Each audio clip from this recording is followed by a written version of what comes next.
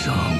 எதற்காக பயப்படுறீங்க, எதற்காக காலம் தாழ்த்துறீங்க, இதையே 3 மாசமா சொல்லிட்டு இருக்கிறீங்க. ஜோசியக்கார சொன்னாதான் அந்த ஃபைல் திறந்து பார்ப்பீங்களா? நல்ல நேரம் அதை பார்த்துட்டு இருக்கீங்களா?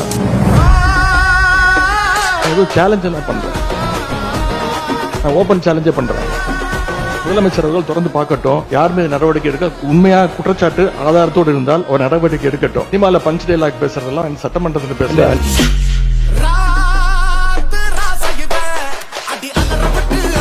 தயவு செய்து இந்த ஃபைல்ஸ் எல்லாம் சீக்கிரம் பிரிச்சு பாருங்க. ஏதாவது குற்றச்சாட்டு இருந்தா, அதில் ஆதாரம் இருந்தா, யாராக இருந்தாலும் அவர் மீது நடவடிக்கை எடுங்க. இந்த உருட்டல் மிரட்டலுக்கெல்லாம் திராவிட முன்னேற்ற கழக உறுப்பினர்கள் நாங்க பயப்படுவதற்கான எங்களுக்கு தேவை கிடையாது. மாண்புமிகு சங்கி அமைச்சர் மன்னிக்கணும், மாண்புமிகு எரிசக்தி துறை அமைச்சர்கள் யாரு பாத்ரூம்ல எவ்வளவு நேரம் உட்கார்ந்துருக்காங்க அப்படின்னு கண்காணிக்கிறதுக்கு ஒரு தனியா அமைச்சர் வச்சிருக்கீங்களா என்பதை நான் கேட்க விரும்புறேன்.